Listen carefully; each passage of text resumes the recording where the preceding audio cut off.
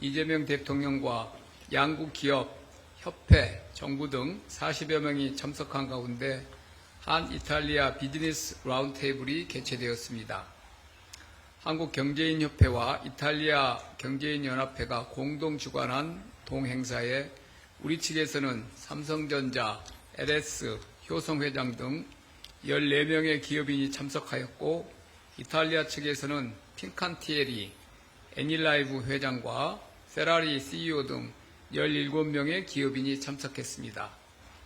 동 라운드테이블에서 참석자들은 한국과 이탈리아의 협력 관계가 AI 혁명과 공급망 재편의 시대를 맞아 새로운 차원의 도약이 필요하다는 것에 공감하며 특히 항공우주, AI, 반도체 등 첨단 산업, 친환경 연료 등 에너지 인프라, 바이오, 뷰티, 푸드 등 미래 유망 소비재 분야에서 새로운 협력 가능성을 모색하였습니다.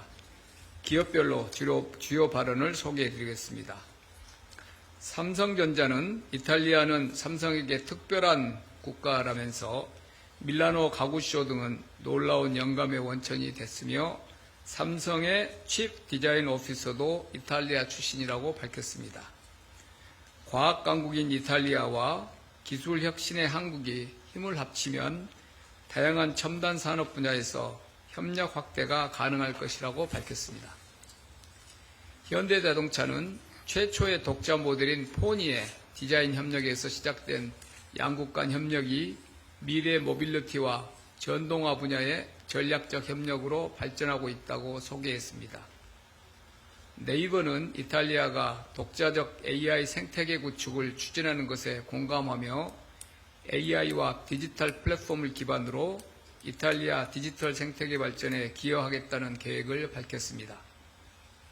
한국 항공우주산업, 즉 카이는 항공우주 강국인 이탈리아로부터 그간 큰 도움을 받았다면서 TASI 등 이탈리아 기업과 정찰 위성 개발 등 분야에서 공동 참여를 해왔고, 단순한 계약 관계를 넘어서 파트너사로서 공동 연구와 글로벌 공동 시장 진출을 해나갈 것이라고 밝혔습니다. 이 과정에서 주요 부품 공급 등이 원활히 이루어질 수 있도록 이탈리아 정부에서도 신속한 수출 승인 등 협조를 요청하였습니다. LS는 이탈리아 현지 기업 인수 후에 변압기 핵심 소재를 유럽에 공급 중임을 소개하며 최근 밀라노에 R&D 센터를 설립해서 이탈리아와 기술 파트너십을 확대하고 있다고 밝혔습니다. 북아프리카, 유럽을 연결하는 지중해 허브라는 중요성을 가진 이탈리아와 전력 인프라 분야에서 실질 성과를 만들어가기 위해 노력하겠다는 뜻을 밝혔습니다.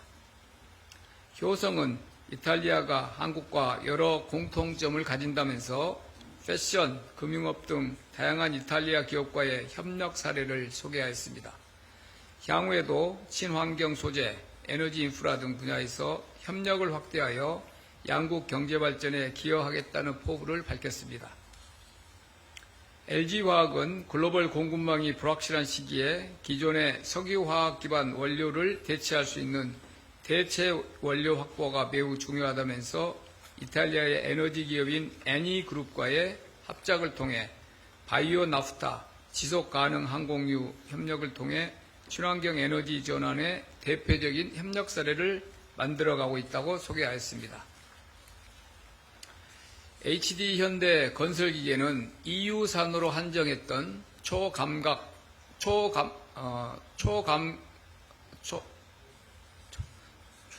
초고속 감가상각제도 개선 문제가 양국 정상회담에서 논의되면서 신속히 해결된 것에 대해 양국 정부의 감사를 표했습니다. 특히 이탈리아 정부의 문제 해결 속도를 세계에서 가장 빠른 페라리에 비유하기도 했습니다. 삼양식품은 이탈리아는 음식을 사랑하는 나라이자 파스타의 종주국이라면서 한국의 라면과 이탈리아의 파스타 제품이 맛과 품질을 개선하기 위한 공동 연구 개발 등 협력을 할 수 있을 것이라고 기대를 밝혔습니다. 셀트리온은 생산과 공급 협력을 바탕으로 이탈리아를 유럽 내 핵심 바이오 파트너로 육성해 나가겠다고 밝혔습니다. 패션그룹 형진은 섬유산업연합회장으로서 이태리 패션 기업들과 협력하고 교류 확대에 기여하기 위해 노력하고 있다면서 양국 정부의 정책적 지원과 지속적인 관심을 요청했습니다. 코스맥스는 최근 이탈리아 현지 기업 인수를 통해서 유럽 생산 거점을 확보하고 K-뷰티와 이탈리아 화장품 산업 간 협력을 확대하겠다는 계획을 설명했습니다. 유일한 스타트업 참여 기업인 큐어버스는 치매, 파킨슨병 관련 먹는 치료제를 개발 중이라면서 키스트의 순수 국내 기술에서 출발하여 이탈리아 제약회사 안젤리니 파마사와의 3억 6천만 달러 규모 기술 수출로 이어진 성과를 공유하면서 대체불가 바이오 기업으로 성장하고 싶다는 포부를 밝혔습니다. 대다수의 이탈리아 기업들도 한국 기업과의 협력 확대를 희망한다는 뜻을 밝혔고 시간 관계상 몇 가지 발언만 소개하겠습니다. 페라리는 한국은 끊임없이 영감을 주는 시장이자 고향과 같은 국가라고 친근함을 표하면서 전통적인 럭셔리카 진출 이외에도 전동화, 디지털화해서 한국과 공동 연구개발 등을 통해 협업하기를 희망한다고 밝혔습니다. 방산조선업체인 핑칸티에리는 크루즈, 군함, 잠수함 지원체계, 차세대 해군함정, 친환경 선박 등에서 한국 기업들과 협력 확대를 희망한다고 밝혔습니다. 유럽의 최대 제조사로서 한국 기업들은 경쟁사이자 동시에 혁신적 이니셔티브를 주고받을 수 있는 협력 대상이라고 밝혔습니다. 색조 화장품 업체인 키코 밀라노는 유럽 최대 뷰티 업체라고 소개하면서 한국의 K-뷰티 성공 경험을 바탕으로 한국과 협업해 나가기를 희망한다고 밝혔습니다. 기업인들의 모든 발언이 끝나고 이 대통령님은 지금과 같은 대전환기에는 가치를 공유하는 국가 간의 연대와 협력이 중요하다면서 역동적으로 변화하는 세계 질서 속에서 한국과 이탈리아가 함께 발전해 나가기를 기대하고 그 과정에서 기업인들의 중추적인 역할을 기대한다고 밝혔습니다. 다음으로 오늘 HD현대에서 언급하고 양국 정상회담에서 논의됐던 초감가 삼각제도 개선의 경과 그리고 그 의미에 대해서 간략히 추가 설명드리겠습니다. 외국과의 경제협력은 정부 차원의 협력과 민간 차원의 협력이 조화를 이룰 때 그 효과가 배가 됩니다. 이재명 대통령과 멜로니 총리는 정부 출범 후에 벌써 3번 공식 회담을 가졌을 정도로 정부 간 협력은 이미 긴밀히 이루어지고 있습니다. 이탈리아의 초감가 삼각제도 개선이 정부 협력을 통해 기업 애로를 해소한 대표적인 사례입니다. 초감가 삼각제도는 이탈리아 기업이 신규 설비를 도입할 경우에 실제 구매가보다 높은 금액을 비용으로 인정해서 법인세 부담을 줄여주는 정책입니다. 다만 연초에 정책을 발표 시에는 수혜 대상을 EU산 자산으로 한정하는 조항이 포함되어서 한국산 기계와 설비 도입을 희망하는 현지 기업들이 혜택에서 제외되어 우리 수출 기업에게 불리하게 작동한다는 우려가 제기되었습니다.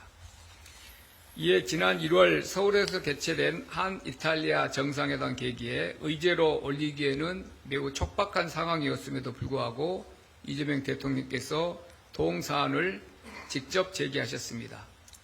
이에 멜로니 총리도 의회와의 협의를 주도하는 등 이 사안을 직접 챙기셔서 비EU산 기계 설비도 세제 혜택을 적용받을 수 있도록 이 제도가 개선되었습니다. 특히 주목할 점은 오늘 낮 12시에 이탈리아 정부가 초감가 삼각제도 신청 플랫폼을 전격 오픈했습니다. 이탈리아 행정 절차상 법령은 관보 게재를 통해 효력을 발생하는데 이처럼 관보 게재 전에 플랫폼을 먼저 여는 것은 상당히 이례적으로 속도를 내는 조치였습니다. 이처럼 정상 간의 돈독한 우정과 신뢰가 양국 경제협력에 있어 민간 분야에서 걸림돌이 되는 부분을 신속하게 개선하여 실질적이고 가시적인 성과를 내고 있습니다. 26년 만에 이루어진 한국 정상의 이태리 국빈 방문은 한국, 이탈리아 양국이 미래 산업 시대를 함께 이뤄갈 전략적 파트너임을 재확인하는 계기가 되었습니다. 한국과 이탈리아는 제조업과 수출을 기반으로 성장해온 경제 강국으로서 급변하는 글로벌 통상 환경 속에서도 기술 혁신과 산업 경쟁력을 바탕으로 새로운 성장 기회를 모색하고 있습니다. 특히 AI, 반도체, 항공우주, 방산 등 첨단 산업 협력과 이를 뒷받침할 에너지, 인프라, 핵심 광물 협력은 양국이 함께 추진해 나가야 할 핵심 과제들입니다. 아울러 문화의 바탕을 둔 화장품, 푸드와 같은 소비재, 그리고 관광 분야 협력도 매우 유망합니다. 이번 정상외교와 경제 행사를 통해서 양국은 미래 산업 협력의 방향성을 공유하고 경제 협력의 새로운 가능성을 확인했습니다. 또한 초감가 삼각제도 개선처럼 실질적이고 가시적인 성과도 이미 시작되고 있습니다. 앞으로도 양국 정부와 기업이 긴밀히 협력하여 민간 기업 간 협력이 풍성한 성과를 만들어갈 수 있도록 적극적으로 뒷받침하겠습니다. 그리고 이번 비즈니스 라운드테이블이 끝나고 대통령께서 즉석에서 한국 기업인들만 따로 사후 간담회를 개최하셨습니다. 그 자리에서 편한 자리에서 주고받은 내용들이라 그렇게 실무적인 내용은 아니고요. 대통령께서 이렇게 국빈 방문 시에 많은 기업인들이 직접 참석하여서 이렇게 양국 간의 비즈니스 라운드 테이블을 실질적으로 개최하게 된 것에 대해서 감사함을 표시하셨고, 한국과 이태리 간의 지금 설명드린 앞으로 양국 간의 경제 협력의 가능성에 오늘 비즈니스 라운드 테이블 들어보니 더 그 중요성을 이해하게 되셨다는 말씀도 하셨고, 이전에 이제 다녀오셨던 인도에서 이 정상 간에 논의됐던 내용들이 후속으로 팔로우업이 되고 있는 내용도 일부 말씀하셨습니다. 근데 인도에서 모디 총리께서 즉석에서 한국과 인도 간에 아주 직통 핫라인을 만들자는 제안을 하셨는데, 직접 인도 그 총리실에 그 차관급 수석급이 지정이 됐습니다. 그래서 우리나라에서도 경제 성장 수석이 카운터파트로 지정이 돼서 그때 후속 정상회담 때 합의했던 한국과 인도 간의 한국 우리 대통령실, 그다음에 인도의 총리실과 직접 라인이 개설됐다는 말씀을 드리고, 그때 인도 총리께서 약속하셨던 본인이 직접 한국의 비즈니스 위크를 하나 설정을 해서 한국 기업인들을 만나겠다. 그것도 아마 6월 하순에 그 행사를 직접 하시기로 확정됐다고 들었습니다.